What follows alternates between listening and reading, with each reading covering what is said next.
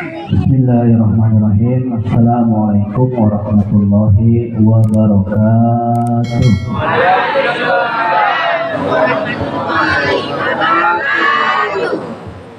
Innal hamdalillah, alhamdulillahirabbil alamin, allazi akrama 'abdahu bil isra wal mi'raj. Allahumma fassalli wa sallim wa barik wa karim wa syarif 'azim ala sayyidina wa maulana wa syafi'ina wa habibina wa nuri qulubina Muhammad sallallahu alaihi wasallam wa qurrati a'yunina Muhammad sallallahu alaihi wasallam wa ala alihi wa azwajihi wa ummahatihi wa ashabihi wa ummatihi ajma'in, amma ba'd. A'udzu billahi minasy syaithanir rajim. Bismillahirrahmanirrahim. Subhanalladzi asra bi 'abdihi lailan minal masjidil haram ilal masjidil aqsa alladzi barakna hawlahu linuriyahu min ayatina innahu huwas samiul alim. Alhamdulillah, salam penghormatan kepada para tokoh masyarakat, Bapak Sekda, Bapak Kepala Kampung serta staf, Bapak Kepala Adat, Bapak Imam, Bapak Kepala Syara, wabil khusus kepada panitia yang sudah mengorbankan waktunya, pikirnya untuk bisa terselenggara acara yang mulia ini. Mari kita sama-sama berdoa semoga Bapak Sekda kita, Bapak kecil kita, beserta jajarannya, semua tokoh masyarakat, Allah Ta'ala berikan umur yang berkah. Kemudian Allah Ta'ala bahagiakan dunia akhirat. Amin ya Allah. Kemudian Allah Ta'ala jadikan keturunan sampai hari kiamat pewaris para nabi. Amin ya Rabbal. Amin. Salam penghormatan yang teristimewa untuk semua hadirin hadirat, muslimin muslimat, mukminin mukminat, bapak-bapak, ibu-ibu, abang-abang, kakak-kakak, adik-adik, yang dimana mari sama-sama di tempat yang mulia ini, malam yang mulia ini, kita mengangkat tangan semua. Semoga dengan hadirnya kita di tempat yang mulia ini, tidaklah kita berdiri, melainkan yang pertama Allah Ta'ala ampuni semua dosa-dosa kita. Allah Ta'ala muliakan kita dunia akhirat. Allah Ta'ala sembuhkan semua penyakit jasmani rohani daripada orang kampung di sini, khususnya seluruh umat baginda Rasulullah. Kemudian Allah Ta'ala berikan kita pemimpin yang adil, pemimpin yang soleh. Allah Ta'ala bantu menangkan saudara kita di Palestina. Amin ya Rabbal. Amin ya Rabbal. Amin ya Rabbal. Masya Allah, alhamdulillah. Begitu senangnya hati saya ketika kurang lebih 2 pekan yang lalu mendapat undangan dari Pak Mahidin. Karena Pak Mahidin ini putrinya ada 2 ini sekarang sedang menimba ilmu di tempat kami. Maka bapak-bapak, ibu-ibu, sebelum saya melanjutkan untuk bisa meneruskan wasiat daripada para alim ulama kita, maka saya mohon izin Bapak Ibu sekalian untuk memperkenalkan diri.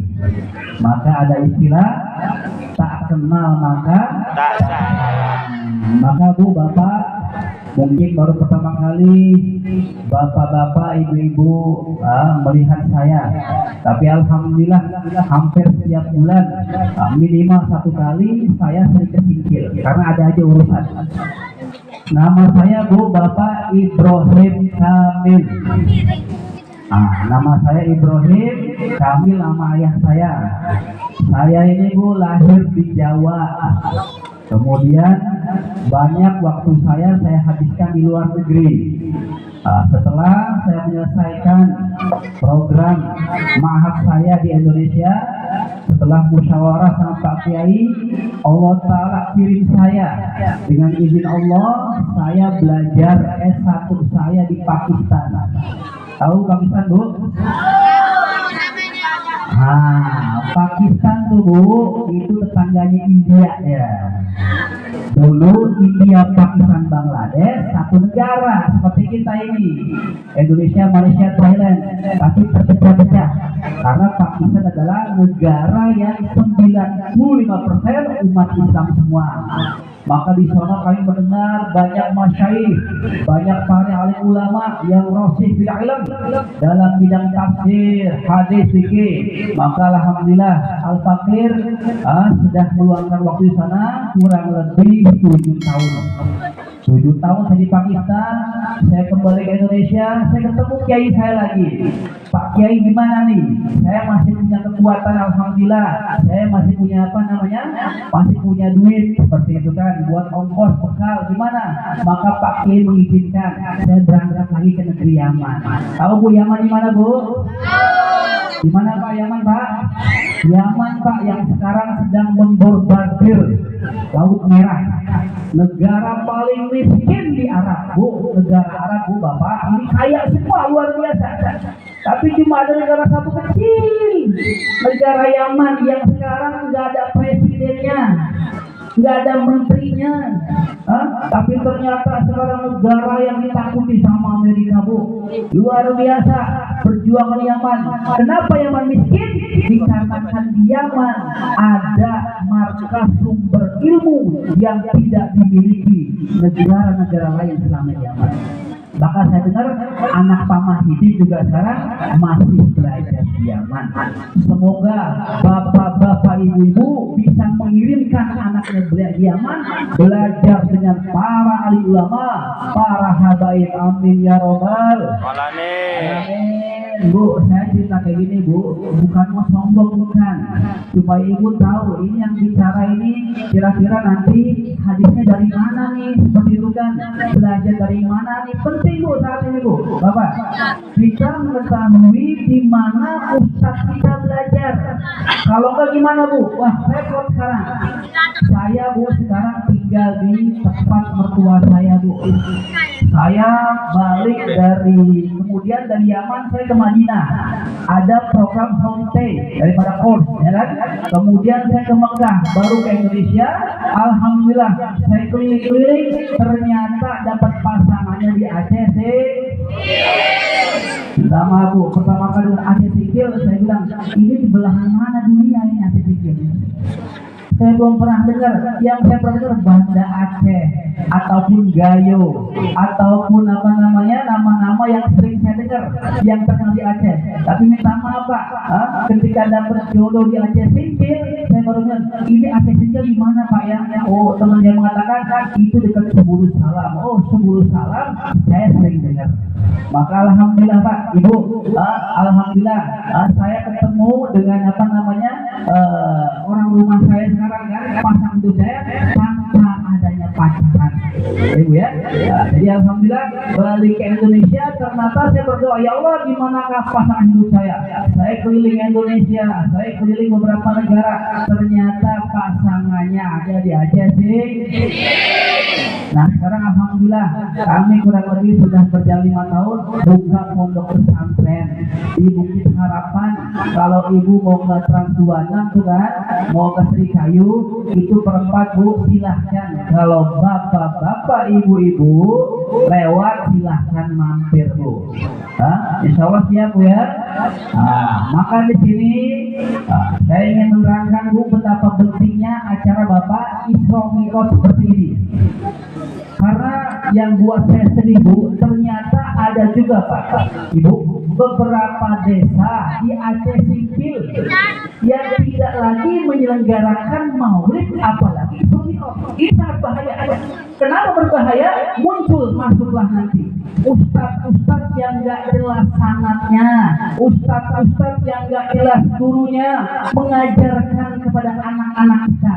Bu, sudah ada di Bukit Harapan, sudah ada di desa kami. Ketika saya datang, subhanallah, demi Allah, begitu pilu hati saya. Datang satu orang belajar kepada kami. Maka bapaknya mengatakan, Ustadz, sepupunya anak saya ini belajar sama, saya sebut langsung Bu, orang Wahabi, orang Salafi Bu, yang kerjanya apa? Mengkafir-kafirkan, membid'ah-bid'ahkan. Apa dia bilang? Masa baru belajar 3-4 bulan, kakeknya meninggal, kemudian mau ditahlilkan, mau direwangkan, apa namanya, mau makan-makan. Anaknya mengatakan, yang tadi belajar sama Salafi, Pak, mana dalilnya yasinan, mana dalil tahlilan, Bapak juga maulid Nabi, Bapak juga Isra Mi'raj, mana perintah Allah dalam Al-Quran? Luar biasa Pak. Ketika desa sudah gak peduli lagi dengan program maulid Isra Mi'raj, akan datang orang-orang gak jelas mengajarkan kepada anak-anak kita perkara yang sangat berbeda, masalah tauhid akidah kepada anak-anak keturunan kita. Alhamdulillah, masya Allah, begitu senangnya Pak saya tak mendapat apa namanya undangan ini. Meskipun saya belum pernah jumpa, tapi saya meyakini insya Allah Bu, pertemuan kita kali ini akan memberikan kesan kepada mereka. Oh, dulu saya pernah seperti ini. Siapa nanti Bapak Ibu sekalian yang akan mengadakan acara seperti ini? Ya mereka inilah. Kalau satu desa sudah nggak peduli lagi dengan maulid Nabi, dengan Isra Mi'raj, apa yang terjadi? Subhanallah, apa yang kita inginkan bahkan akan terjadi. Bahkan yang paling saya miris Pak Sekda, sudah ada madrasah mereka mendapatkan izin dari Kementerian Agama. Itu sangat pilu dikarenakan apa? Sudah legal sekarang. Padahal kalau kita lihat, pernah saya berbicara dengan satu orang komisioner dari Banda Aceh, dia mengatakan pelajarannya jelas, nggak jelas, akidahnya nggak jelas, dia mengajarkan perkara yang berbeda dengan ayah ibunya. Ya Bu ya, alhamdulillah. Maka program seperti ini, masya Allah, berterima kasih pada panitia. Sudah berkorban pikir tenaganya mengadakan acara seperti ini. Kita berdoa kepada Allah SWT, semoga pertemuan kita ini bukan pertemuan pertama. Amal kita ini sebagai amal pertama yang dimana nanti akan Allah Ta'ala pertemukan di Jannatul Firdaus. Amin ya Rabbal Alamin. Maka Bu, terkait dengan masalah Isra dan Mi'raj, setiap tahun Bu ya, kita menghadirkan alhamdulillah Bu ya, para tengku-tengku, para buya-buya, ustaz-ustaz Bu ya, untuk menerangkan masalah Isra dan Mi'raj. Tapi di sini saya sedikit mau mengupas daripada terkait masalah Isra Mi'raj dengan mengenai alasan terjadinya Isra dan Mi'raj. Apa yang melatar belakangi? Mengapa Allah Ta'ala undang kekasihnya? Mengapa terjadi peristiwa Isra dan Mi'raj? Kalau masalah Isra Bu ya, kita sering mendengar Bapak, Isra Mi'raj ini dari Mekah mana ke Palestina, Masjid Aqsa, kemudian langit pertama, kita sudah mendengar. Tapi yang saat ini jarang kita dengar, apa sih dan kenapa adanya peristiwa Isra Mi'raj? Maka di sini ulama kita mengatakan asbabul wurud. Mengapa Allah Ta'ala berikan peristiwa Isra Mi'raj? Maka jawabnya ada pada surat sebelum surat Al-Isra. Tadi Masya Allah kita mendengar suara yang Masya Allah yang merdu, yang luar biasa dari adik kita tadi membacakan surat Al-Isra. Surat Al-Isra yang pertama ayat diterangkan terkait masalah Isra dan Mi'raj. Akan tetapi yang melatar belakangi terjadinya alasannya Isra Mi'raj ternyata bukan surat Al-Isra. Surat apa Bu? Surat An-Nahl. 2 ayat terakhir surat An-Nahl sebelum surat Al-Isra itulah asbabul wurud, penyebab terjadinya Isra dan Mi'raj. Maaf Bu, kira-kira ada yang hafal nggak Bu? Pak, dua surat terakhir, dua ayat terakhir surat An-Nahl sebelum surat Al-Isra juz 15. Ada yang hafal nggak deh? Oh, belum hafal ya? Kita doakan Bu, semua anak-anak kita menjadi hafiz Quran, amin ya robbal. Menjadi orang alim, amin ya robbal. Masya Allah, beruntung sekali Bapak Ibu sekalian kalau Bapak Ibu punya anak yang sekarang hafiz Quran, minimal sedang menghafal Al-Quran. Apa Bu keuntungannya Bu? Keuntungannya barang siapa mempunyai keturunan, baik dia itu anaknya ataupun cucunya ataupun cicitnya ataupun yang dekat dengan dia, maka insya Allah hafiz Quran tadi akan bisa menyelamatkan keluarganya. Sedikit mengenai hafiz Quran. Maka dua yang terakhir Bu, Allah Ta'ala berfirman, wasbir wa ma sabruka wa ma sabruka illa billah. Bersabarlah engkau wahai Muhammad, dan tidaklah engkau bersabar melainkan karena Allah. Ini Bu, hikmah yang pertama dari Isra Mi'raj adalah mengenai kesabaran ya Bu ya. Begitu banyak hikmah. Kalau kita mau bahas Bu, nggak cukup satu malam, 2 hari nggak cukup, 1 bulan, bahkan bertahun-tahun tidak akan selesai pelajaran hikmah dari Isra Mi'raj. Maka yang pertama yang mau kita naikkan, bahwasanya terjadinya Isra Mi'raj yang pertama dikarenakan kesabaran baginda yang mulia Rasulullah Sallallahu Alaihi Wasallam. Dikarenakan sebelum Isra Mi'raj yang terjadi 27 Rajab tahun ke-11 kenabian. Tahun 11 kenabian. Pada tahun tersebut Bapak Ibu merupakan amul hazan, tahun kesedihan. Yang pertama dikarenakan di tahun itu beliau mengalami 2 kesedihan yang sangat mendalam. Yang pertama sedih dikarenakan pamannya meninggal. Ya Bu ya. Beliau punya banyak paman. Ada satu paman yang luar biasa mendukung perjuangannya, rela untuk dihina, pasang dada untuk perjuangan daripada agama keponakannya. Paman yang seperti ayahnya ini tiba-tiba di tahun tersebut meninggal dunia. Begitu pilunya Bu, artinya bukan gak ikhlas, bukan gak ridho, tapi manusiawi sifat dari bagi Nabi, baginda yang mulia sangat bersedih. Kemudian yang kedua Bu, belum lama pamannya meninggal, istri yang sangat dicintainya meninggal juga. Bu, ada yang tahu nggak Bu nama istri siapa Bu? Siapa Bu namanya Bu? Siapa Pak namanya Pak? Siti Khadijah, wanita pertama Bu, wanita pertama yang masuk Islam, wanita pertama yang berjuang buat Islam. Sampai dengan hari ini apapun amal ibadah kita dikarenakan pengorbanan Sayyidatina Khadijah radhiyallahu anha. Yang pertama paman meninggal.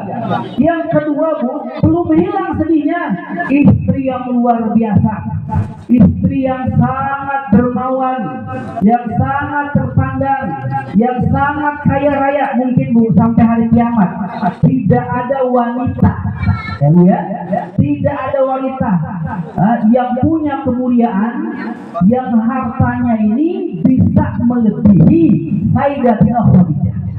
Tapi apa terjadi? Hartanya semuanya habis buat agama Allah, luar biasa, sampai tidak mendapati apa-apa dalam rumahnya. Ini Bu gambaran yang soleh Pak.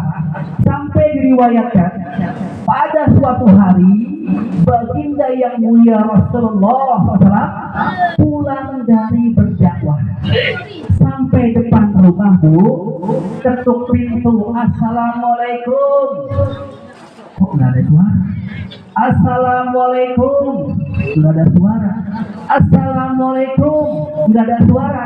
Ternyata bukan yang nggak dijawab, bukannya di dalam rumah nggak ada suara. Ternyata begitu lirihnya, lemahnya suara seorang wanita yang sedang menyusui, Bu, yang sudah berhari-hari nggak makan, yang habis seluruh hartanya buat agama Allah, menjawab sampai-sampai suaminya nggak dengar. Maka beliau buka pintu, Bu. Apa yang terjadi? Beliau mendapati istrinya ini sedang menyusui, menjawab salam suaminya, tapi karena lemahnya dia nggak bisa membukakan pintu, dia nggak bisa menaikkan suara. Apa yang dilihat? Ternyata baginda yang mulia menangis. Istrinya sedang menyusui putrinya. Yang keluar, maaf Bapak Ibu, bukan air susu, tapi darah, Pak. Tapi darah yang keluar dari seorang wanita menyusui.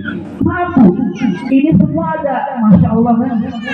Kakak-kakak kita ini calon-calon bidan yang kita doakan semoga ibunya bermanfaat untuk kehidupan seorang. Amin ya rabbal alamin. Kira-kira gimana Kak? Seorang ibu menyusui yang keluar bukan air susu tapi darah. Ini mendandakan sudah berhari-hari nggak makan. Tidak ada satu kurma pun, Bu. Semua buat agama Allah. Luar biasa. Inilah Bu orang yang cerdas, Bu. Orang cerdas selalu berpikir bagaimana hartanya ini saya sedekahkan, infakkan, nanti ketemu lagi di akhirat. Kalau saya gunakan sekarang, yang pertama akan habis, yang kedua perhitungannya sangat berat di hadapan Allah. Beliau menyusui yang keluar bukan air susu tapi darah. Kemudian di akhir hidupnya dia mengatakan, wahai kekasihku, wahai suamiku, maafkanlah istrimu ini yang tidak bisa lagi apa-apa membantu perjuanganmu. Maka baginda menangis, wahai istriku, lihatlah malaikat Jibril turun, Bu. Malaikat Jibril turun bersama dengan malaikat yang belum pernah turun ke bumi. Ketika seorang istri menangis, sudah tidak punya apa-apa lagi untuk perjuangan suami, Allah Ta'ala kirim satu orang malaikat yang tidak pernah turun ke bumi hanya untuk menyampaikan, wahai Muhammad, katakanlah kepada istrimu, Allah Ta'ala sudah ridho, Allah Ta'ala kirim salam kepada istrimu. Luar biasa. Mendengar seperti itu, maka Khadijah terus menangis, ditanyakan, wahai istriku, apakah engkau tidak ridho? Apakah engkau tidak suka Allah Ta'ala kirim salam? Beliau mengatakan, aku malu wahai kekasihku, aku belum melakukan apa-apa, belum ada yang aku perjuangkan buat agama Allah. Subhanallah, Bu. Ini tauladan istri yang soleha, ini tauladan istri yang harus diketahui istri-istri hari ini, yang setiap hari berpikir bagaimana harta saya, diri saya untuk korban agama Allah. Tidak cukup sampai di situ. Sebelum dia meninggal, dia mengatakan, wahai suamiku, tubuh yang rapuh, harta yang sudah habis, maka izinkanlah, seandainya nanti aku meninggal, Bu, seandainya aku meninggal, kemudian engkau mendapati orang Islam mau berjuang, mau melewati lautan, tidak didapati kayu, tidak didapati batu untuk bisa melewati lautan, maka engkau pergunakanlah tulang-tulangmu ini untuk menjadi jembatan orang Islam. Inilah Bu, ibu kita, Bu. Inilah Sayyidatina Khadijah, wanita yang paling berbahagia di akhirat nanti, dikarenakan wanita yang paling susah di dunia sudah menjadi kesabaran Allah. Barang siapa yang banyak menangis di dunia, maka dia banyak tersenyum di akhirat. Barang siapa yang paling banyak tertawa di dunia, maka dialah yang paling banyak menangis di akhirat. Semoga kita dijadikan istri-istri kita semua sebagaimana keteladanan Sayyidah Khadiijah, amin ya robbal alamin. Ada dua, Bu. Yang pertama paman, yang kedua istri. Luar biasa meninggal. Begitu pilunya, begitu sedihnya. Maka ibu sekalian, perjalanan dakwah yang tidak pernah habis-habisnya. Kemudian beliau menyerahkan semua kepada Allah. Beliau iktikaf di Masjidil Haram. Beliau bersandar di Hajar Ismail. Kemudian datanglah malaikat Jibril didampingi malaikat-malaikat yang mulia lain, mengatakan, wahai Muhammad, sungguh kesabaran yang luar biasa. Allah Ta'ala rindu kepada engkau. Allah Ta'ala ingin berjumpa dengan engkau. Maka malam ini bismillah, kau bisa ikut dengan kami berjumpa dengan Allah SWT. Inilah ibu sekalian yang melatar belakangi daripada terjadinya peristiwa Isra Mi'raj. Kesabaran yang luar biasa Allah Ta'ala ganti dengan tamasya yang belum pernah dialami satu orang hamba Allah pun di permukaan bumi ini. Bahkan mereka Jibril belum pernah langsung berhadapan dengan Allah SWT. Apa maknanya, Bu? Barang siapa menginginkan kemuliaan, barang siapa menginginkan ketinggian derajat, yang pertama dia harus sabar, Bu. Harus sabar, Bu. Sekarang, Bu, kita melihat ada orang punya rumah luar biasa tinggi, mewah, mobilnya bagus, pangkatnya pun tinggi. Kita nggak lihat, Bu. Dia udah sabar bertahun-tahun, berpuluh-puluh tahun dia sekolah. Pertama jabatannya rendah, gajinya sedikit, naik bertahun-tahun lagi, siang malam panas dingin. Akhirnya dia sabar, banyak doa, Allah Ta'ala angkat juga derajatnya. Rumahnya jadi bagus, punya kendaraan bagus. Kita nggak bisa melihat. Hari ini kita nggak mau kerja, nggak mau sekolah, usaha, memiliki kemuliaan. Itu adalah mimpi di siap bolong. Oleh karena itu, hikmah yang pertama adalah kesabaran. Ulama kita mengatakan as-sabru ala salafati aqsamin. Sabar ada 3 tingkatan. Mari bapak-bapak, ibu-ibu yang dirahmati Allah Saudara, kita menanyakan diri kita, tingkat yang mana saya saat ini? As-sabru ala salafati aqsam. Yang pertama kesabaran, as-sabru anil musibah. Sabar yang paling rendah, Pak. Sabar yang paling rendah sekali tingkatannya ini. Kita merasa hari ini sabar tidak tinggi, bukan. Itu sabar yang paling rendah. Makanya apa? Sudah cukup sabar, dikatakan hamba yang sabar, tapi rendah dikatakan sabarnya paling rendah. Apa, Bu? As-sabru anil musibah. Bersabar dari musibah, dari bencana. Misalkan ada orang kan kena musibah bencana, apapun bentuknya, dia bersabar, maka kesabarannya merupakan sabar yang paling rendah. Kalau gitu Ustaz, apa di atasnya itu? Masih ada lagi. Ada satu tingkat lagi di atas sabar dari musibah. Apa, Bu? Yang pertengahan namanya as-sabru 'anil sabar dalam taat kepada Allah SWT. Barang siapa yang bersabar taat kepada Allah, maka dipastikan dia memiliki kesabaran yang lebih tinggi dibandingkan sabar daripada menahan musibah. Contohnya, Bu, seperti ini nih. Bapak-bapak, ibu-ibu ini Masya Allah, ini sabar, Bu. Sabar dalam ketaatan kepada Allah, mendengarkan ceramah, Bu, ya. Yang enak kan malam-malam sering istirahat, ataupun nonton TV, ataupun main handphone. Tapi kadang-kadang ada pemberitahuan panitia, ada Isra Mi'raj, maka bersabar datang ke masjid, duduk mendengarkan ceramah, terkadang sambil ngantuk, terkadang sambil ngobrol. Tapi, Bu, duduknya ibu-ibu, bapak-bapak di sini merupakan insya Allah bukti punya kesabaran taat kepada Allah. Amin ya robbal alamin. Apalagi Ustaz sabar sholat tahajud, masya Allah Bu. Saya ketika sampai di Singkil Bu, ini luar biasa Bu ya. Saya berpikir kalau ada warga di Aceh Singkil ini Bu yang tiap malam bertahajud, sungguh sangat disayangkan.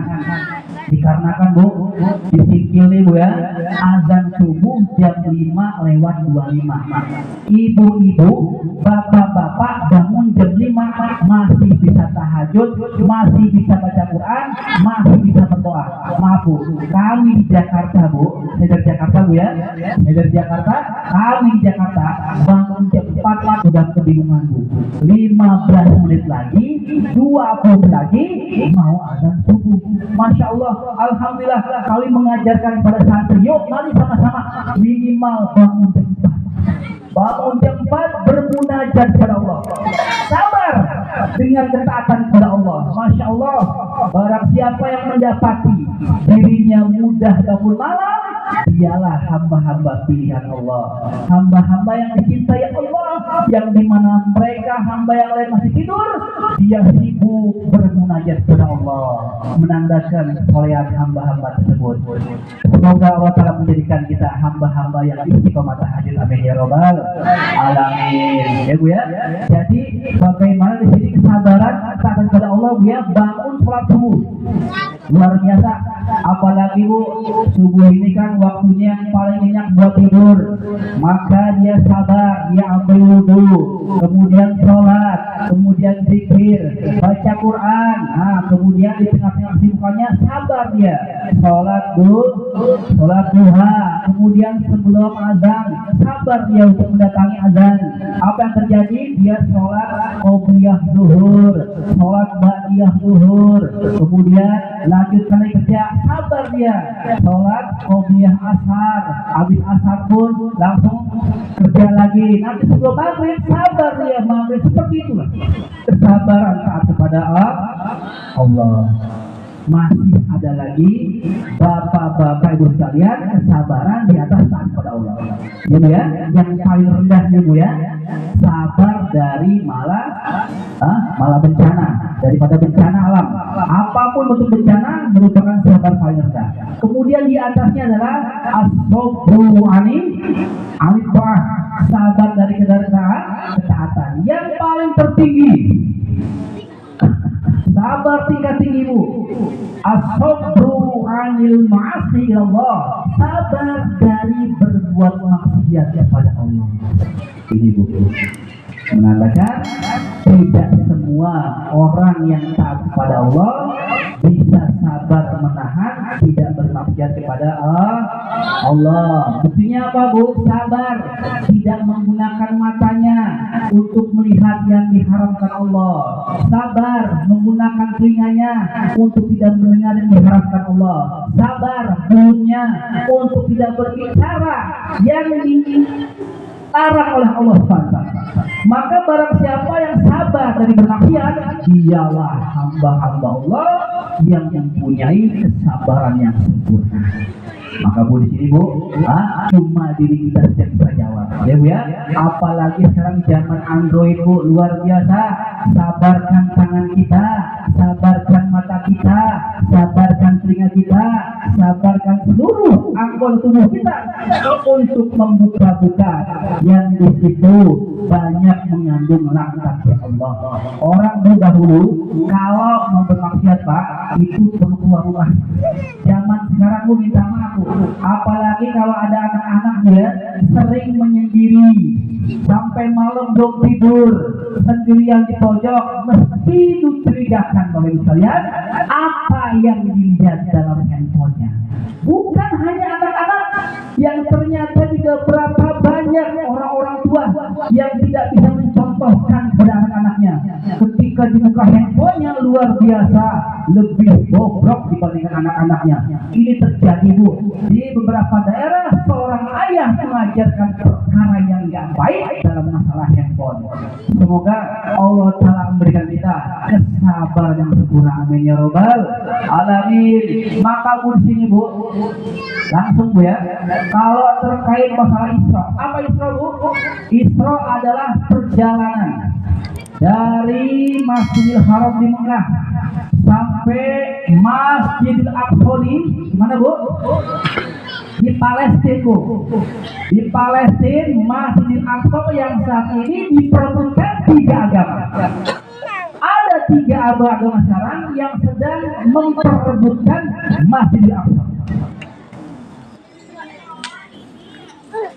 Yang pertama Bu, Zionis. Orang-orang yang Allah Ta'ala sudah ngangkat dalam Quran. Yang kedua siapa? Orang Nasrani. Yang ketiga dialah pemilik Masjidil Aqsa, umat Islam.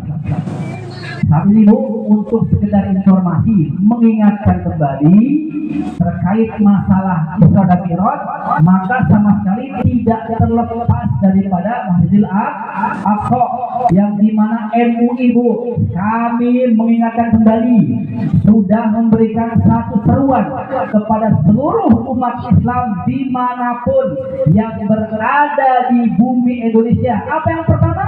Yang pertama terkait Aqsa adalah umat Islam di Indonesia diserukan setiap saat untuk bisa mendoakan saudara muslim di Palestina.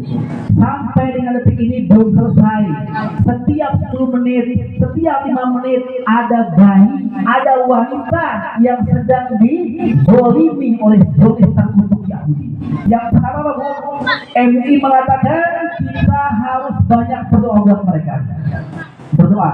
Yang kedua Pak, yang kedua kita ini diserukan untuk mendonasi harta yang terbaik Bu, bukan recehan Bu ya, harta yang terbaik. Jangan salah Bu, di akhirat nanti berapa banyak hamba-hamba Allah yang tidak bisa menjawab pertanyaan Allah SWT terkait masalah Palestina Bu. Jangan sampai nanti kubur kita, masyhar kita nggak bisa jawab. Allah Ta'ala akan bertanya kepada semua hambanya, wahai hambaku, di mana kalian semua? Dulu di dunia aku kehausan, aku kelaparan, aku sakit, aku nggak pakai baju. Di mana kalian semua? Maka berapa banyak hamba mengatakan, ya Allah, Anta Rabbana, Anta Rabbuna, ya Allah, Engkau adalah Tuhan kami yang menciptakan kami, melihara kami, berkuasa atas kami.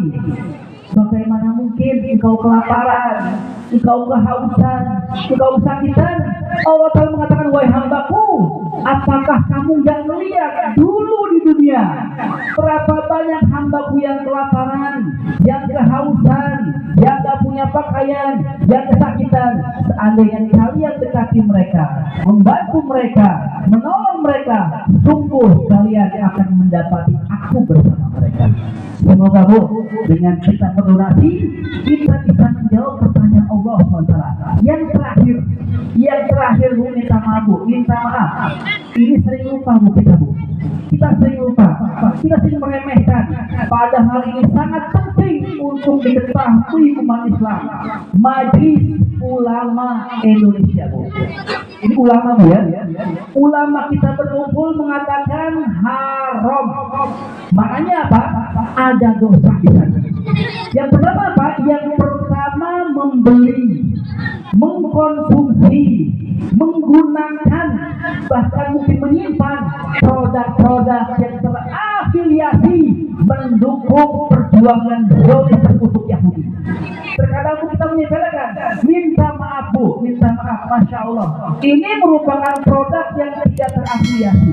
Maka kalau saya mendapati Bu, lagi acara maulid diundang Bu ya, ataupun lagi rewang Pak, lagi undangan Pak ya, saya mendapati ya Allah, acara maulid Isra Mi'raj ternyata Yahudi dapat juga untungnya. Misalkan Bu, mereknya bukan merek ini Bu, ini merek bukan merek Yahudi. Maka ibu-ibu, bapak-bapak jangan menutup mata Pelajari Bu, kalau bisa kalau mau belanja lihat dulu. Ini produk Jonis, jangan dibeli. Ini bukan kita beli. Apa yang terjadi? Sudah bisa dibuktikan.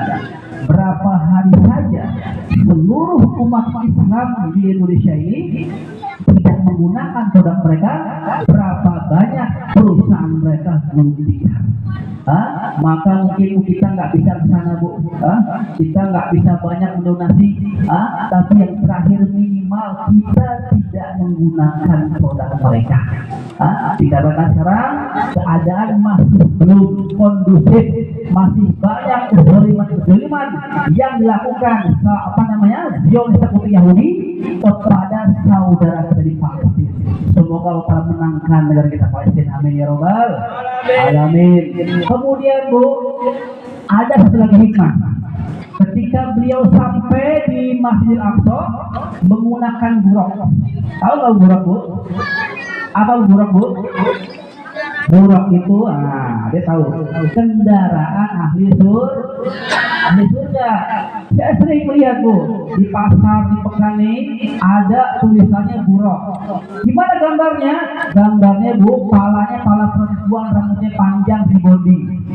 Dan dananya kayak artis Bu ya. Kemudian badannya kuda, dia punya sayap. Bohong itu Bu. Itu hoax, itu kerjaan orang Yahudi itu. Buraq nggak seperti itu. Begitu cantiknya buraq, begitu cepatnya buraq, sekali melangkah lebih cepat dibandingkan petir Bu.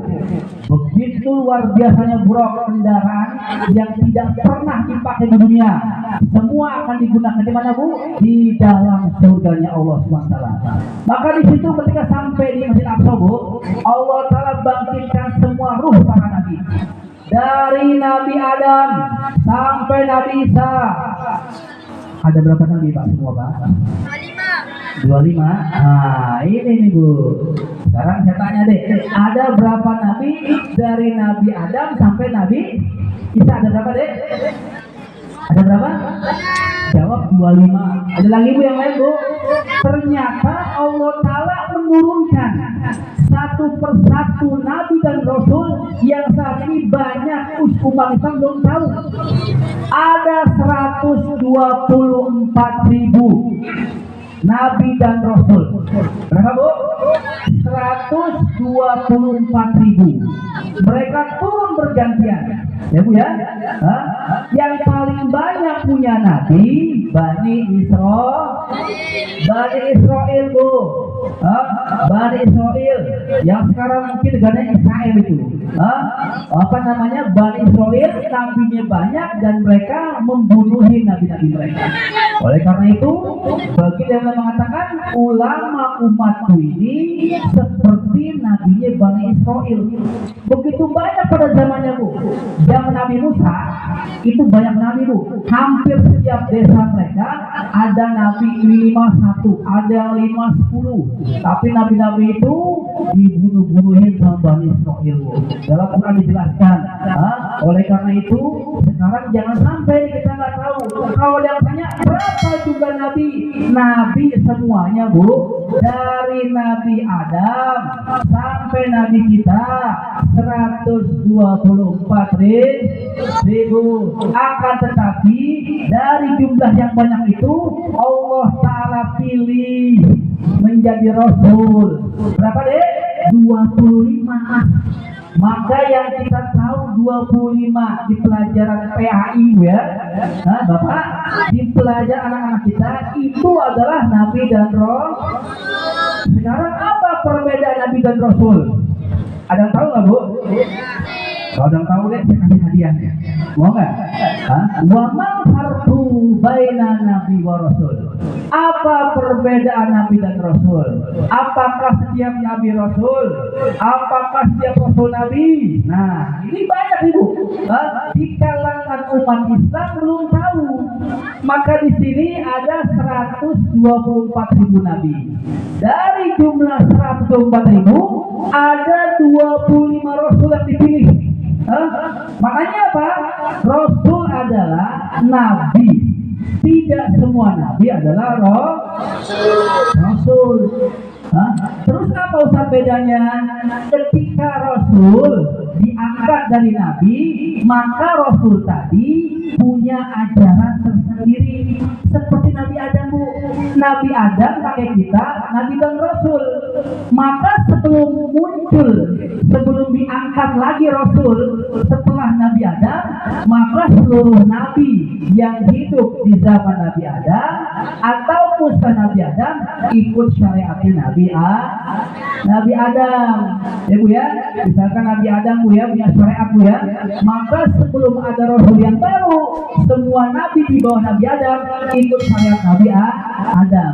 Maka ketika Allah Ta'ala turunkan, naikkan kembali Rasul Nabi Nuh, maka syariatnya Nabi Adam sudah tidak berlaku, yang berlaku syariat Nabi Nuh. Apa contohnya? Pada zaman Nabi Adam boleh menikahi saudara kandung karena manusia masih sedikit. Maka ketika Allah Ta'ala naikkan Nabi Nuh bin Rasul, sudah tidak boleh lagi, syariat Nabi Adam sudah tidak berlaku. Begitupun selanjutnya, cuma 25. Dari 25 dipilih lagi menjadi 4. Apa namanya? Ulul azmi minkum. Dari 25 yang paling berat cobaannya. Dari 4 ini dipilih yang paling tinggi. Siapa Bu yang paling tinggi? Nabi kita Muhammad Sallallahu Alaihi Wasallam. Ini dia maksudnya Bu. Isra Mi'raj adalah karena cobaannya paling berat, kesedihan paling berat. Bu maaf, kita sering mendengar sering kan, sedangkan sama bapak ibu guru nggak salah Bu, benar. Siapa Nabi yang paling parah penyakitnya? Ibu bilang Nabi Ayub. Terus siapa Nabi yang paling ganteng Bu? Nabi Yusuf. Terus apa lagi Bu? Siapa Nabi? Pokoknya semuanya ada jawabannya. Padahal Bu, Nabi yang paling susah, ya Bu ya, lebih susah dari Nabi Ayub, lebih susah dari Nabi Ibrahim. Penderitaan yang luar biasa. Kita semua jarang tahu. Itu semua Allah Ta'ala berikan kepada Nabi kita Muhammad. Hamba yang paling dekat Bu, hamba yang paling dekat yang dimana Nabi Adam Bu, ketika setelah diciptakan Nabi Adam dipersilahkan, wahai Adam kata malaikat, masuk dalam surga. Begitu herannya Nabi Adam melihat di depan pintu surga Bu, seperti di masjid-masjid ada tulisan Allah Muhammad. Nabi Adam merasa heran. Kalau bahasa Jermannya mungkin Bu, gumun gitu Bu ya. Terheran-heran. Loh, ini kok bisa? Bukannya aku manusia pertama, ini siapa Muhammad ini? Kok namanya bisa bersanding dengan Allah di depan pintu surga? Maka Nabi Adam mengatakan, ya Allah, man hadza Muhammad?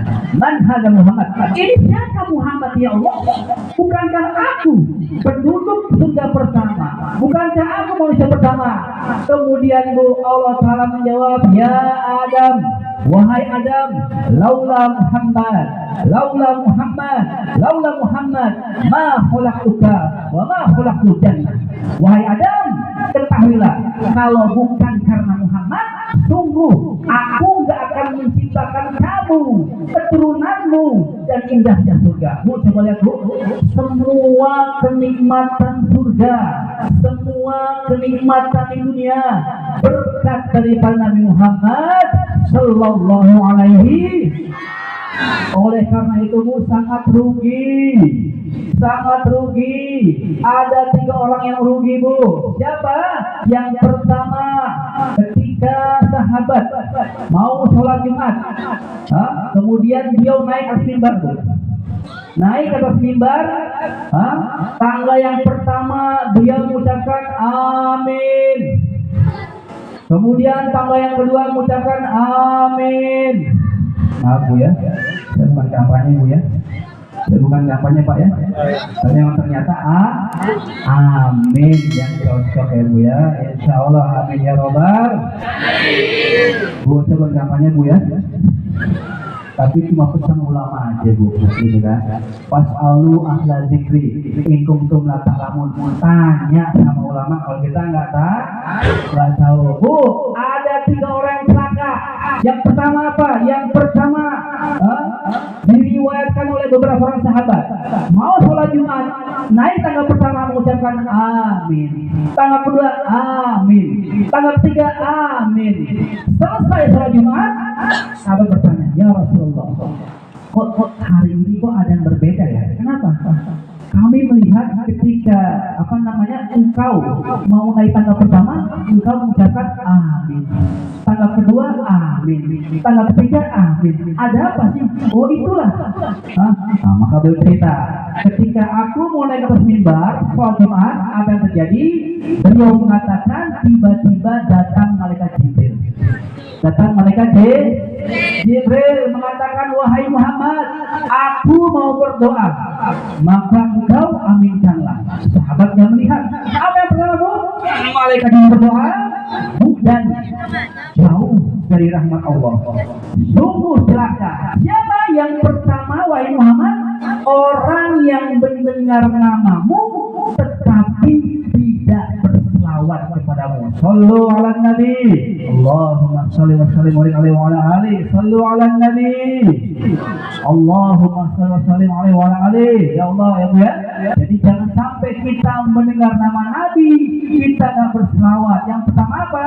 Sebagai hamba yang pelit dan hamba yang didoakan malaikat Jibril, sehingga jauh dari rahmat Allah. Dan celaka siapa?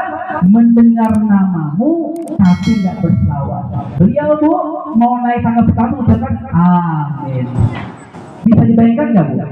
Yang berdoa ini jenderalnya malaikat, pimpinan malaikat yang paling dekat dengan Allah. Kemudian yang mengaminkan siapa? Yang mengaminkan ini bukan saya Indonesia Bu ya. Yang mengaminkan langsung baginda yang mulia, hamba yang paling sempurna, hamba yang paling dekat, hamba yang paling cintai Allah. Bu Pak, kira-kira doanya makbul apa? Makbul. Oh bukan makbul lagi. Dia mengatakan amin. Yang berdoa malaikat Jibril amin. Terus yang kedua dia mengatakan, aku mau naik tangga yang kedua. Dia mengatakan, budan lihaulai, sungguh jauh dari rahmat Allah. Celaka siapa? Yang mendapati kedua orang tuanya, ataupun yang mendapati salah satu dari orang tuanya, tapi nggak bisa ngebawa dia masuk dalam surga. Ini dia nih Pak. Orang tuanya sudah tua. Tinggal bapaknya saja, atau tinggal ibunya saja, atau dua-duanya masih ada, tapi orang tuanya ini tidak bisa membawa dia masuk dalam surga. Dialah orang yang celaka. Baginda mengatakan amin. Yang ketiga, beliau naik ke atas mimbar, kemudian malaikat berdoa, sungguh celaka, jauh dari rahmat Allah barang siapa yang mendapati bulan Ramadan tapi tidak mendapatkan ampunan dari Allah, tapi tidak mendapatkan rahmat dari Allah, tapi tidak mendapatkan hakikat Ramadan. Alhamdulillah tadi Pak Mahidin kan sudah membacakan doa yang sangat yang sangat dianjurkan kita baca. Doa yang sangat dianjurkan kita baca. Beliau membaca doa, mengajarkan para sahabat, dan kita semua berdoa di bulan Rajab. Kira-kira Bapak-bapak, ibu dan istiqomah kan ya betul ini Bu?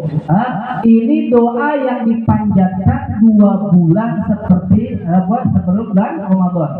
Ulama kita mengatakan, barang siapa yang dihadirkan di bulan Ramadan, maka dialah hamba yang terpilih, hamba yang sangat dicintai Allah. Dikarenakan apa Bu? Dikarenakan Allah Ta'ala mau memuliakannya, mengampuni dosanya, meninggikan derajatnya. Maaf Bu Bapak, ternyata banyak juga sudah puluhan tahun dia mendapatkan Ramadan, 1 Ramadan pun gak terkesan. Maaf Bu ya, ada sebagian daripada saudara kita umat ini yang mendengar bulan puasa Bu, mendengar bulan Ramadan, hatinya galau Bu, sedih. Kenapa? Ramadan lagi, gak bisa sarapan, nggak bisa aktivitas, semua terbatas.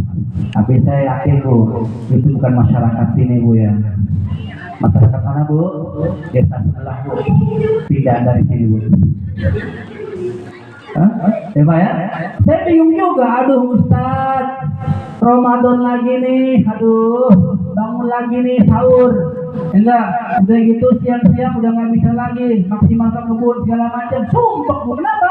Dikarenakan gak ada persiapan. Tadi kan Pak Mahir mengatakan bulan Rajab bulan bercocok tanam. Oleh karena itu dia mengajarkan Allahumma barik lana fi Rajab wa Sya'ban wa barik Ramadan. Ya Allah, berikanlah kepada kami keberkahan, kemanfaatan di bulan Ramadan, di bulan Rajab dan Sya'ban, sampaikanlah kami ke bulan Ramadan. Bu, barang siapa Bapak yang membaca doa ini, insya Allah Allah Ta'ala akan berikan kekuatan bertaubat, bercocok tanam di bulan Rajab, kemudian merawat amal bulan Sya'ban, bulan Ramadan, Masya Allah Bu, menjadi panen raya. Terkadang luar biasa, terpaksa semua, serba terpaksa, berjamaahnya terpaksa, tarawihnya terpaksa, puasa terpaksa. Kalau sudah terpaksa, apa buktinya? 2 hari setelah raya Bu, masjidnya kosong lagi, nggak tahajud lagi, nggak puasa sunnah lagi, nggak qobliyah lagi, nggak ba'diyah lagi, nggak baca Quran lagi. Ini Bu, ciri-ciri yang mereka melalui bulan Ramadan dengan terpaksa. Oleh karena itu lalu kita mengatakan, yuk mari di bulan Rajab ini, di bulan yang mulia ini Bu, termasuk bulan mulia. Yang pertama apa? Kita bercocok tanam ya. Bagaimana kita kembalikan lagi. Mungkin Bu, bulan-bulan kemarin Pak, kita lupa baca Quran. Yuk mari di bulan Rajab dibuka lagi Qurannya. Ya, apalagi bagi kita semua yang masih punya hutang Bu ya. Ini kebanyakan kaum ibu, mungkin kaum wanita kan, adik-adik nih yang punya halangan, mungkin bapak yang tahun kemarin masih hutang. Ini ya, ada halangan sakit, mungkin ibu kan, biasanya kalau kaum wanita banyak nih, datang bulan segala macam kan, jangan sampai datang bulan Ramadan, bapaknya ibunya lupa untuk membayar apa Bu? Utang yang tahun kemarin. Apa hukumnya Ustaz? Dosa besar. Dosa besar barang siapa yang mendapati Ramadan tahun ini dia belum membayar utangnya tahun kemarin. Dia tetap terus harus untuk bisa mengkodok, membayar, tapi juga dapat dosa besar. Maka di sini di bulan Rajab Bu, kita saling mengingatkan. Oh mungkin saya lupa pakai saya sakit berapa hari, saya mungkin lupa kemarin, enggak Bu ya? Saya halangan berapa hari, saling mengingatkan. Jangan sampai bulan Ramadan ini masuk kita masih punya tanggungan. Kemudian Bu, lanjut kembali setelah 124.000 berkumpul Bu, ruhnya semua di Masjidil Aqsa, maka malaikat Jibril memerintahkan wahai Muhammad berdirilah di depan. Beliau berdiri di depan mengimami sholat seluruh nabi Bu, dari sebelah kanan sampai sebelah kiri semua jumlahnya 124.000 nabi kita yang menjadi imam. Nabi kita yang mengimami sholatnya para nabi. Kemudian singkatnya Bu, karena kalau saya ceritakan semua ini gak akan habis. Kemudian langsung beliau naik ke atas langit yang pertama, kedua, sampai ke 7, sampai ke Afilahi. Kira-kira Bu naiknya pakai apa nih Bu? Pakai apa Pak? Pakai buruk? Bukan. Ada ulama kita mengatakan dari Mekah ke Palestina naik buruk, tapi dari bumi menuju pada Allah tidak sama sekali menggunakan kendaraan, tetapi beliau merupakan sulamu robbani, tangga yang langsung Allah Ta'ala berikan kepada beliau. Langsung melangkah langit yang pertama Bu, langit pertama langsung padahal mengatakan ya ini penelitian bumi kita nih Bu, untuk bisa menyentuh langit pertama dibutuhkan waktu 500 tahun perjalanan. Dari langit pertama, kedua, 500 tahun perjalanan. Begitupun selanjutnya. Tapi dalam tempo yang sesingkat-singkatnya beliau bisa sampai ke Allah. Di langit yang pertama, maka beliau dipertemukan dengan satu orang nabi yang menyambut kedatangannya, ahlan wa sahlan bibni wa khalifati as-salih. Ada satu sosok nabi mengatakan, selamat datang wahai putra yang soleh, wahai keturunan soleh, wahai nabi yang soleh. Maka bertanya, wahai Jibril yang mendamai Muhammad, siapakah beliau ini? Maka malaikat mengatakan, wahai Muhammad, haza abik, ini adalah ayah kalian, Nabi Adam Bu. Nabi Adam menyambut di langit yang pertama. Ada satu hikmah di sini Bu. Yang pertama apa? Ketika baginda Nabi melihat Nabi Adam, beliau melihat Nabi Adam Bu, Bapak menengok ke arah kanannya Bu, seperti ini. Ketika Nabi Adam menengok ke kanan, baginda Nabi melihat Nabi Adam tersenyum sampai seluruh giginya Bu kelihatan, tersenyum berseri-seri. Apa yang terjadi? Setelah berapa lama kemudian, Nabi Adam menoleh ke kiri, kemudian Nabi Adam menangis jadi-jadinya. Maka bertanya, wahai Jibril, apa yang terjadi dengan kakek kami? Kok ada yang aneh nih? Melihat ke kanan, tersenyum, melihat ke kiri sampai menangis jadi-jadinya. Maka malaikat ini menjelaskan, wahai Muhammad, ketika kakekmu ini melihat ke kanan, beliau melihat seberapa banyak anak keturunannya yang masuk dalam surga. Semoga kita semua umat yang berdoa, termasuk yang dilihat Nabi Adam di sebelah kanan. Amin ya robbal. Amin ya robbal. Kemudian Bu, ketika Nabi Adam di sebelah kiri, malaikat mengatakan Nabi Adam melihat seberapa banyak keturunannya yang cucunya nanti sampai kiamat yang masuk dalam api neraka. Kemudian dia penasaran, maka dalam satu kitab yang di situ tulis berbagai macam ulama, beliau melangkah ke depan, kemudian melihat apa sih yang di Nabi Adam. Beliau pun melihat ke sebelah kanannya. Baginda Nabi ketika melihat pun tersenyum karena berapa banyak umatnya ini yang masuk dalam surga.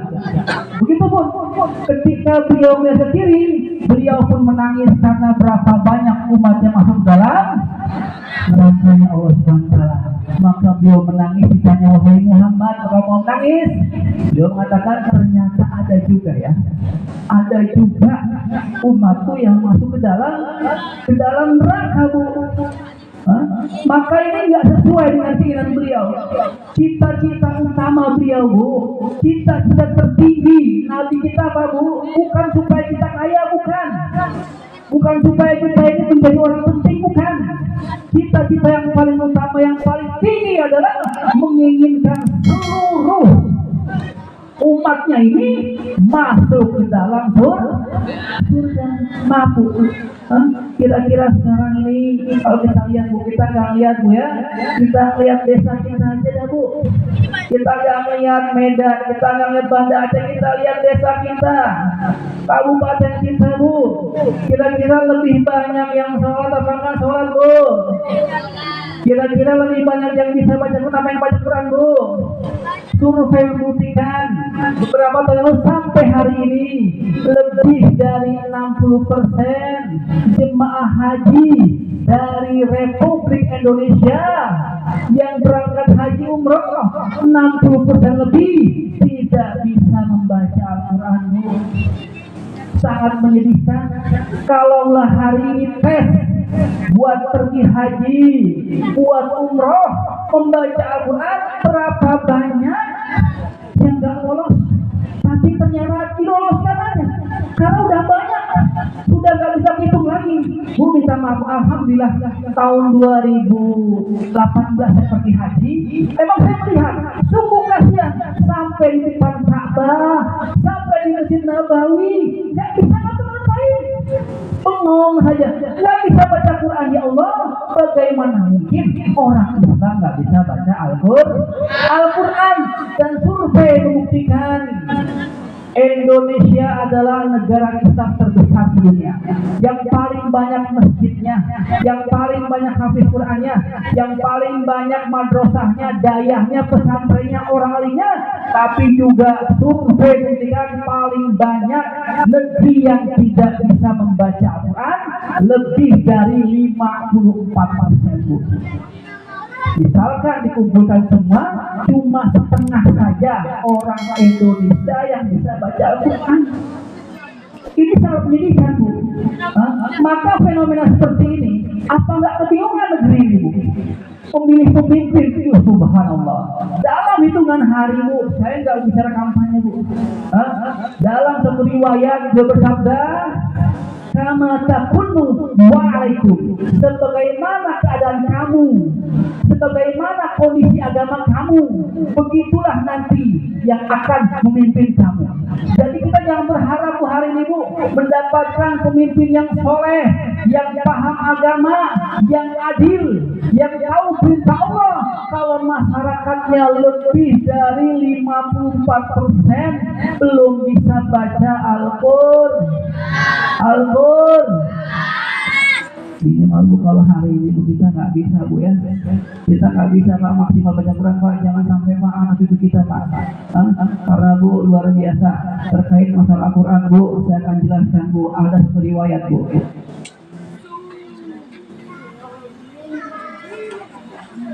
Kira-kira, Bu, udah jam berapa nih, Bu, nih? Jam 11, Bu, kurang 20, Bu. Udah malam belum, Bu? Lanjut atau stop, Bu? Kalau lanjut, Bu? Bu, saya akan ceritakan, Bu. Mudah-mudahan ini nggak terjadi, Bu, sama diri kita, Bu. Sedih melihatnya, Bu. Terjadi di kapan? Di zaman Sayyidina Umar, Bu. Zaman Sayyidina Umar, Bu, ada seorang ibu, seorang bapak nyeret anaknya, Bu. Ini terkait masalah Al-Quran, ini terkait masalah akidah. Mudah-mudahan kita nggak bisa memandai sesuatu di desa kita ini. Di zaman Sayyidina Umar, Bu, ada seorang suami, pasangan suami istri menyeret anaknya, mengatakan, wahai Amirul Mukminin, pemimpin kami. Siapa? Sayyidina Umar. Dikatakan, ini anak kami, anak yang durhaka, anak nggak tahu diri, anak nggak tahu terima kasih. Habis, Bu, semua kata-kata jelek buat anak itu. Maka anak tadi cuma menangis saja, cuma meratap saja, seolah-olah ingin bertanya kepada pemimpin. Bentar, kata beliau, kalian mengatakan ini anak yang durhaka, benarkah dia anak durhaka? Maka anak tadi mengatakan, wahai Amirul Mukminin, pemimpinnya orang-orang beriman, sebelum engkau menghukumku, karena orang tua mengatakan, nih dihukum saja nih, ini digantung saja nih, disanksi saja nih, atau nggak tahu diri, anak durhaka, habis semua dengan kata-kata itu. Apa yang terjadi? Anak tadi mengatakan, sebelum engkau menghukum aku, bolehkah aku bertanya? Dengan menangis dia mengatakan, apa nak yang mau kamu pertanyakan? Orang tua kamu sudah mengatakan kamu anak yang nggak soleh, kamu anak yang nggak berbakti, anak durhaka. Memang mereka melakukan seperti itu. Tapi sebelum ada kata-kata itu, bolehkah aku bertanya? Maka saya mengatakan, silahkan bertanya, nak, sebelum kami menghukum kamu. Kemudian ditanyakan, wahai Amirul Mukminin Sayyidina Umar, adakah anak itu mempunyai hak dari orang tuanya? Apa sih kira-kira hak anak dari orang tuanya? Maka mendengar pertanyaan seperti itu, Sayyidina Umar bergetar. Kok bisa-bisanya dia menanyakan seperti itu? Dikatakan, Bu, ada 3 perkara. Ada 3 perkara anak berhak mendapatkan dari orang tuanya. Kalau 3 perkara ini belum didapati anak dari orang tuanya, Wallahi Bu, kita nggak bisa mengatakan ini anak nggak soleh, anak durhaka, nggak bisa. Harus mendapatkan 3 itu. Kalau kita sudah berikan 3 ini, baru kita terlepas daripada hak anak kita. Maaf, berapa banyak Bu dalam Isra Mi'raj beliau melihat orang tua yang diseret anaknya ke neraka. Karena apa? Dia nggak bertanggung jawab, nggak memberikan hak anaknya di dunia.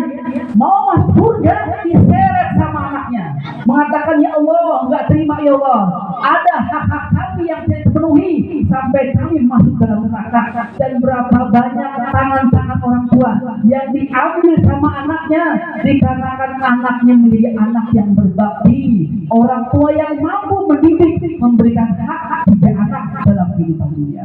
Apa yang terlalu? Yang pertama, setiap anak, kata Sayyidina Umar, ya, setiap anak berhak mendapatkan nama yang baik-baik. Mabuk saya paling sedih Bu, saya sering ya diundang Bu di SMP SMA Bu ya, acara-acara, kemudian ada program tajwid, saya lihat absennya itu nama-namanya sangat luar biasa. Saya yakin kok itu semua jilbaban semua, pakai peci, tapi saya lihat namanya, ya Allah. Saya bilang Pak Guru, ini ada orang Islamnya nggak? Islam semua Ustaz. Luar biasa, orang Islam namanya Michael, orang Islam namanya Jennifer, orang Islam namanya Robert. Malu Bu dengan nama Islami Bu. Kalau nggak mau dituntut, maka berikan yang pertama nama Islami. Barang siapa yang menamakan namanya anaknya Muhammad, gitu ya. Barang siapa menamakan anaknya Muhammad dikarenakan cinta kepadaku, kata baginda Nabi, dia dan orang tuanya masuk dalam surga. Barang siapa menamakan anaknya Muhammad, maka setiap hari ada malaikat khusus dari langit yang khusus memberikan sholawat selamat di rumah-rumah yang ada namanya Muhammad. Jangan sampai Bu, kita punya anak banyak, punya cucu banyak, keluarga banyak, tidak ada yang namanya Muhammad. Kalau saya pribadi Bu, sebelum saya nikah, saya sudah bilang, insya Allah anak pertama saya laki-laki, saya akan namakan Muhammad. Barang siapa yang sampai saat ini belum punya anak ataupun mendambakan anak laki-laki, maka dia dalam hati, ya Allah, seadanya lahir akan aku berikan nama Muhammad. Masya Allah Bu, ada satu orang ulama Bu, namanya Muhammad bin Muhammad semuanya Bu. Nama dia Muhammad, bapaknya Muhammad, kakeknya Muhammad. Terus Muhammad ditanya, emang ada nama lain? Mereka mengatakan tidak ada nama yang lebih kami cintai dibandingkan nama Muhammad. Kalau yang perempuan Bu, namakan nama-namanya nama ahli surga di Quran, Ibu ya, seperti Maryam, seperti siapa lagi Bu? Seperti nama-nama yang dalam hadis, seperti sahabat Nabi, putra-putri Nabi Bu ya, nama-nama yang mengandung doa. Tidak seorang baru mengatakan apalah arti sebuah nama. Bahkan Bu, maaf, dalam kitab diterangkan barang siapa yang menamakan anaknya namanya Khadijah, Ibu ya, maka insya Allah nanti dia akan mendapatkan suaminya waliullah. Ada nggak Bu di sini namanya Khadijah Bu? Ada Bu ya? Nah, berarti suami ibu waliullah. Suami itu waliullah, hati-hati Bu, waliullah tuh. Ya Bu ya. Yang pertama Bu, sebelum saya tutup Bu, dari 11 nih. Yang pertama, setiap anak berhak mendapatkan nama yang baik. Yang kedua apa? Yang kedua, setiap anak berhak mendapatkan ibu yang baik, ibu yang bisa mengajarkan pendidikan agama kepada anak. Bu, minta maaf kalau bapak-bapak di rumah tidak bisa menyiapkan ibu yang baik, yang bisa mengajarkan tauhid, yang bisa mengajarkan baca Quran, yang bisa mengajarkan fikih pada anak kita, minta maaf Pak, siap-siap nanti di akhirat Bapak akan ditarik sama anak-anaknya. Ya Allah, kami di dunia tidak diberikan haknya mendapatkan ibu yang baik. Bu, kalau sekarang hari ini bapaknya nggak bisa mendidik anaknya dalam hal agama, masalah tauhid, masalah akidah, masalah fikih, ya Allah Bu, alhamdulillah Bu, Aceh Sikil Bu, nggak kurang-kurang daya pondok pesantren, salah satunya di pondok pesantren kami. Amin ya robbal. Saya nggak promosi Bu, cuma sosialisasi. Ya Bu ya, apalagi anak perempuan Ibu, minta maaf Bu, minta maaf sekali. Maaf Pak ya, yang namanya perempuan Pak punya darah Pak, punya darah. Nggak semua perempuan tahu, dia merasa keluar darah masih menstruasi, padahal itu bukan darah, itu istihadah. Yang keluarnya itu bukan darah haid. Berapa banyak nggak tahu. Dia mengatakan, kenapa Bu belum sholat juga, masih belum selesai Kak? Pak, padahal itu bukan darah istihadah. Perempuan Pak Ibu punya 3 darah. Yang pertama darah haid, yang kedua darah nifas, yang ketiga istihadah. Darah haid nifas kalau keluar, perempuan nggak boleh puasa, nggak boleh sholat. Tapi yang repotnya istihadah nih Pak Ibu. Maka alhamdulillah di madrasah kami diajarkan. Maaf, kami nggak melihat. Bahkan mungkin yang pernah mondok pun kalau ditanya Pak, maka jangan salah nanti. Di akhirat nanti berapa banyak perempuan, malaikat mengatakan, hei, kamu ini berapa hari kamu nggak pernah sholat? Dihitung-hitung kan 3 bulan. Wahai malaikat, sepengetahuanku semenjak aku haid nggak pernah meninggalkan sholat. Dulu kamu istihadah. Istihadah adalah darah yang mirip dengan darah haid, tapi itu bukan darah haid. Darah itu darah yang sudah suci. Cara menghitungnya itu seperti matematika. Bahkan ada sahabat Nabi ketika istrinya mengeluarkan darah istihadah, minta izin, boleh nggak datangi? Silahkan, karena bukan darah penyakit. Ini yang herannya, dia nggak tahu. Dia sudah harus sholat, belum sholat juga. Nah, dari mana Bu yang ingin kita tahu? Mari Bu, ketika ibu, bapak tidak bisa mengajarkan, kita titipkan Bu ke madrasah-madrasah yang jelas ustadznya, yang jelas ustazahnya, yang punya sanad. Harus tahu. Zaman sekarang Bu, kita harus tahu pendidikan ustadznya. Kalau enggak tuh anak cuma dikasih Quran saja Bu. Maaf Bu, berapa banyak ini saya melihat salah memasukkan anak ke pondok pesantren. Apa yang terjadi? Anaknya nggak paham fikih. Bukan nggak bagus, bukan bagus.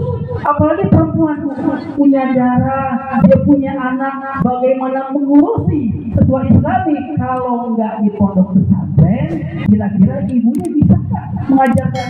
Yang kedua, setiap anak berhak mendapatkan ibu yang soleha.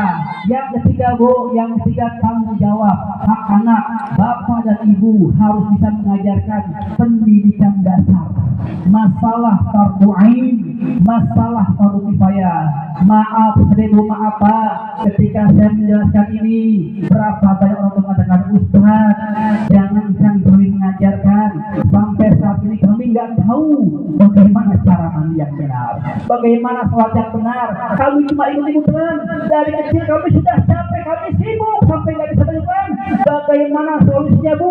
Ternyata bapak ibunya pun harus belajar juga. Bu, saya punya jemaah Bu. Saya alhamdulillah setiap malam saya muter ya. Sampai-sampai sekarang ada pengajian saya di Singkohor, di Kilo 8, di beberapa tempat di Rimo kan. Ada seorang kakek Bu, umurnya 80 tahun kurang lebih. Kakek ini Bu, minta maaf, idometik Bu. Jadi jarang-jarang idometik Bu ya. Maka kalau saya ngajar kemana Bu, diikutin sama dia. Padahal saya mendapati giginya ini sudah nggak ada, yang nggak maksimal, dan kepahamannya luar biasa. Dalam keadaan panas, hujan, kakek tadi Bu tetap keluar kejar pengajian saya Bu. Dari Singkohor Kilo 8 kurang lebih 10 kilo. Maka saya melihat Bu, dia mengatakan, Ustaz, biarlah dalam kondisi seperti ini yang pasti nanti akhirat saya bisa mengatakan, ya Allah, saya masih belajar. Bu, kita baca Quran, kita sholat, kita ibadah, ya kok salah, tapi kita punya guru, tapi kita mengatakan saya masih belajar, insya Allah diampuni Bu. Tapi kalau yang repot udah nggak mau belajar, udah nggak bisa fardu ain, udah nggak bisa fardu kifayah, tidak bisa anaknya, dia nggak mau belajar. Semoga Allah telah memberikan kepada kita kekuatan untuk menjadi orang tua yang baik. Amin ya robbal alamin. Kemudian Bu, tadi ada perbincangan Bu, maka hasil terakhir daripada pertemuan kita saling mengingatkan Bu, as-sholatu imaduddin. Sholat merupakan tiang agama, puncak Isra Mi'raj, maka diturunkan perintah awal ma yuhasabu bihil abdu yaumal qiyamah sholat. Yang pertama kali Bu akan diperhitungkan, akan dilihat, akan ditimbang dari semua amal ibadah kita Bu, bukan haji kita, bukan apapun amal ibadah kita. Yang pertama kali lihat sholatnya. Maka apabila sholatnya baik, semua jadi baik. Sholatnya nggak baik Bu. Istilahnya sholat itu Bu angka 1, sedangkan amal ibadah yang lain menurut 0. Minta apa? Sekarang ada 0 Pak, 6, 1, 2, 3, 4, 5, 6. Saya tanya, Pak, ini huruf berapa Pak? Angka berapa? Bapak mengatakan, Ustaz, ini 0 berjumlah 6. Coba Bu, kalau 0 ada 6, kasih di depan huruf 1. Jadi berapa Bu? 1 juta. Begitupun. Sekarang orang bingung saya nih. Oh, nggak apa-apa nggak sholat, nggak belajar. Yang penting kan berbuat baik. Berbuat baik dari mana? Perbuatan baik kamu apapun bentuknya, kalau kamu nggak sholat, kamu nggak belajar sholat, Allah Ta'ala nggak lihat. Dikarenakan semua perintah Allah Bu, dari mulai zakat, haji, apapun perintah Allah, Allah Ta'ala sampaikan melalui malaikat Jibril. Tapi yang namanya sholat Bu, langsung berhadapan dengan Allah Subhanahu wa Ta'ala.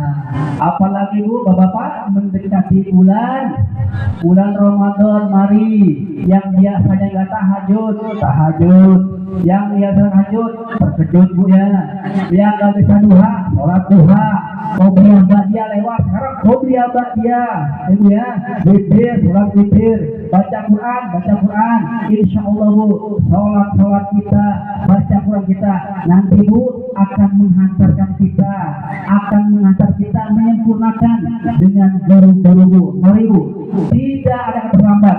Oleh karena itu kalau saya Bu diundang Bu pengajian seperti ini, saya senang sekali Bu, rame-rame, tapi saya lebih senang lagi, hati saya lebih berkembang lagi Bapak, ketika saya mendapati majelis taklim fardu ain, fardu kifayah, rame jumlah pengunjungnya Bu. Tapi sayang Bu, minta maaf Bu ya, ternyata peminat untuk belajar fardu ain fardu kifayah tidak seperti Maulid dan Isra Mi'raj. Maka semoga ya Bu ya, hati kita tetap Bu ya dicondongkan kepada ilmu, dikarenakan Imam Ghazali mengatakan tidak ada yang selamat di zaman fitnah illa man ahyallahu bi nuril ilmi, kecuali mereka yang diberikan cahaya ilmu dalam hatinya. Semoga diri kita, keluarga kita, anak istri kita dijadikan penuntut ilmu yang bisa menyempurnakan ilmu. Amin ya robbal alamin. Ya Bu ya, bukan saya promosi Bu, sekedar perkenalan. Maka nanti ada santri saya Bu membagikan apa? Kalender dan brosur. Mungkin kalau misalkan ada pertanyaan silakan Bu. Terus terang buat mondok Bu, tidak harus pondok kami, bukan. Saya Bu lihat santri Bu, pokok ini santri saja, hati saya ya Allah senang sekali. Karena hari ini Bu, minta maaf, tempat yang paling baik untuk anak-anak kita Bu bukan di rumah, kecuali bapak ibunya bisa memastikan dia sholatnya berjamaah, dia bisa baca Quran, dia paham tauhid. Kalau nggak Bu, akan terjadi kita nggak bisa mengatakan Bu, anak nggak bener, anak durhaka. Nggak bisa kita mengatakan yang nanti di akhirat kita akan jadi Allah. Dia dulu orang tua kami nggak pernah memberikan nama yang baik. Anak tadi tanya, bagaimana orang tua kami menamakan kamu? Bukan nama yang baik. Maka di sini Amirul Mukminin selalu mengatakan, kalau begitu wahai orang tua, kamu nggak bisa mengatakan anak kamu ini sebagai anak yang durhaka. Semoga Allah Ta'ala memberikan kepada kita yang pertama bu keistiqomahan untuk bisa mendirikan sholat berjamaah. Amin ya robbal.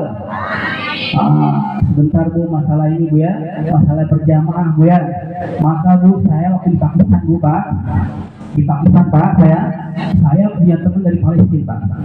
Satu madrasah pak itu dari 135 negara bu. Muridnya itu muridnya macam-macam bu. Ada yang Somali seperti saya bu. Ada yang putih orang Cina. Ada yang mulutnya hitam orang Afrika. Luar biasa. Begitu banyak murid-muridnya.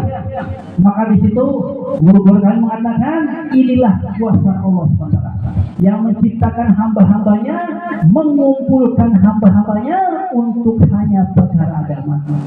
Untuk perkara agama yang dimana Allah Ta'ala tidak berikan kesempatan kepada seluruh hamba-hambanya Allah.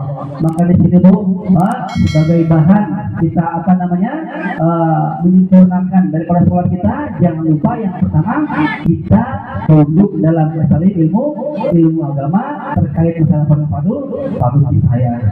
Mungkin bu udah jam berapa nih bu nih? Pas jam 11 bu ya. Tadi ada bisikan dari Pak Imam, Ustaz bisa lah jam 11 kita selesai. Lanjut apa terus bu? Pak Imam, gimana Pak Imam? Insya Allah bu, besok malam saya masih ada undangan di mana? Di Anak Laut. Masya Allah ya. Nanti bu di situ bu ada apa namanya? Ada nomor telepon saya. Silahkan ibu mau bertanya masalah apa satu ain silahkan bu. Yang kita inginkan jangan sampai kenapa bu kita kurang begitu apa namanya bu konsentrasi khusus sholat ini karena kan nggak ada ilmunya. Tapi kalau ada ilmunya insya Allah bu sholatnya jadi khusyuk dan khudu. Dikarenakan sholat merupakan perintah Allah yang paling utama. As-sholatu khairul mawdu. Ya bu ya. Maka di sini tadi ada amanah sebelum kita selesaikan daripada program kita ini. Mari sebelum kita berdoa bu di malam yang mulia ini bu ya. Insya Allah tidaklah kita berdiri melainkan Allah Ta'ala ampuni dosa-dosa kita semua. Amin ya robbal. Allah Ta'ala kumpulkan diri kita, keluarga kita, anak cucu kita, kakek nenek kita di surganya Allah Subhanahu wa Ta'ala. Amin ya robbal. Sama-sama bu ya kita istighfar ya. Astaghfirullah Rabbal baraya. Astaghfirullah minal khataya. Astaghfirullah Rabbal baraya. Astaghfirullah minal khataya. Lanjut bu, terus bu.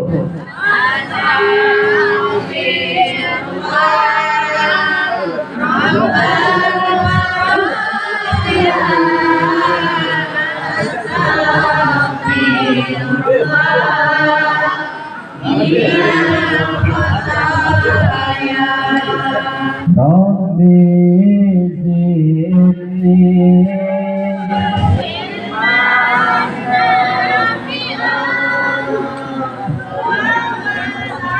hafal ya. Insya Allah ya, sama-sama kita berdoa bersama. A'udzubillahi minasyaitonirrajim. Bismillahirrahmanirrahim.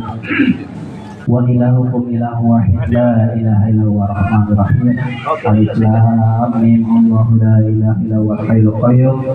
Allahu la ilaha illa huwa rahmanir rahim. Alhamdulillah.